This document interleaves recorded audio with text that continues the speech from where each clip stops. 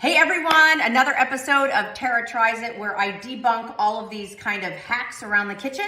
This one is about taking and reheating pizza. We know that crust gets super smushy gushy. So apparently with a glass of water, you reheat your pizza and the moisture from the water is supposed to actually make that crust super crunchy. Let's check it out. I'm gonna do 90 seconds.